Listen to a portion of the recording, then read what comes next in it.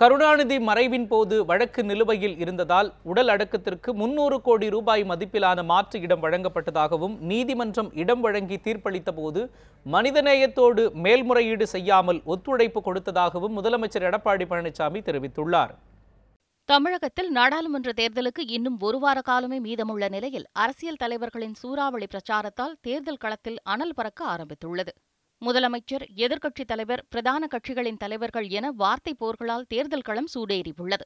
திருநெல்வேலி மக்களவைத் தொகுதியில் திமுக சார்பில் போட்டியிடும் ஞான திரவியத்தை ஆதரித்து நடைபெற்ற பிரச்சாரக் கூட்டத்தில் பேசிய ஸ்டாலின், ராகுல்காந்தி என்ற தேர்தல் அறிக்கையை வெளியிட்டாரோ அன்று முதல் மோடியின் செல்வாக்கு குறைந்துவிட்டதாக கூறினார். ஆட்சியில் 8 ஆண்டுகளாக இருக்கும் அதிமுக மக்களிடம் செய்த திட்டங்களை சொல்ல முடியுமா என கேள்வி எழுப்பினார். மேலும் சசிகலா செய்த தவறுகளில் மிகப்பெரிய தவறு எடப்பாடி பழனிசாமியை முதல்வராக்கியது என்றும் மு.க.ஸ்டாலின் கடுமையாக விமர்சித்தார். அகில இந்திய காங்கிரஸ் கட்சியின் சார்பில் தேர்தல் அறிக்கையை அவர் வெளியிட்டிருக்கிறார்கள். ஆக எப்பொழுது அவர் தேர்தல் அறிக்கை வெளியிட்டாரோ அன்றிலிருந்து பிஜேபி, பாரதிய ஜனதா கட்சி, மோடியினுடைய செல்வாக்கு பின்னோக்கி போய்க் கொண்டிருக்கிறது என்பதை தொடர்ந்து நாம் கவனித்துக் கொண்டிருக்கிறோம். தேர்தல் அறிக்கை குறித்து ஸ்டாலினின் பேச்சுக்கு பதில் அளித்துள்ள முதலமைச்சர் எடப்பாடி பழனிசாமி, மக்களை குழப்பி வாக்குகளை பெறவே குளறுபடியான தேர்தல் அறிக்கையை வெளியிட்டுள்ளதாக விமர்சித்துள்ளார். ஈரோடு மாவட்டம் பெருந்துறையில் நடைபெற்ற பிரச்சாரக் கூட்டத்தில் திருப்பூர் மக்களவைத் தொகுதி வேட்பாளர் MS ஆனந்தனை ஆதரித்து பிரச்சாரம் மேற்கொண்ட அவர், கொங்கு மண்டல மக்களின் கனவு திட்டமான அவிநாசி அத்திக்கடவு திட்டத்தை தங்கள் ஆட்சியிலேயே நிறைவேற்றி தாங்களே அதையும் திறந்து வைப்போம் என குறிப்பிட்டார். இது நாடாளுமன்ற தேர்தல், நாடாளுமன்றத்திற்கு தேவையான கோரிக்கை வச்சா பரவாயில்ல.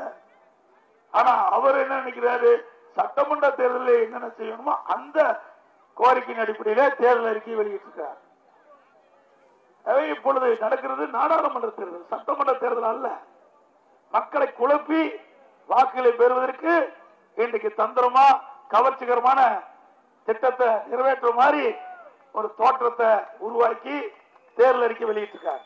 சேலம் தொகுதி மக்கள் நீதி மய்ய வேட்பாளர் பிரபு மணிகண்டனை ஆதரித்து சூரமங்கலம் அருகே பிரச்சாரத்தில் ஈடுபட்ட மக்கள் நீதி மய்ய தலைவர் கமலஹாசன், தமிழகத்தில் தற்பொழுது ஆட்சியில் இருப்பவர்களை தொடர்ந்து அனுமதித்தால் 2 தலைமுறைக்கு ஒரு பிரயோஜனமும் இல்லாமல் செய்துவிடுவார்கள் என கூறியுள்ளார்.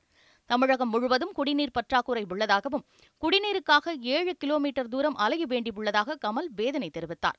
தமிழகம் எங்கும் குடிநீர் பற்றாக்குறை இருந்துகிட்டு இருக்கு. ஏரியை ஆக்கிரமிச்சிருக்காங்க. இதெல்லாம் மக்கள் சொல்லியும் வருகிறது, மக்களுக்கே தெரியும். தெரிந்த குற்றங்கள் இவை. இந்த குற்றங்கள் தொடர்ந்து நடந்துகிட்டு இருக்கு. இன்னும் நிறைய குற்றங்கள் நடந்துகிட்டு இருக்கு.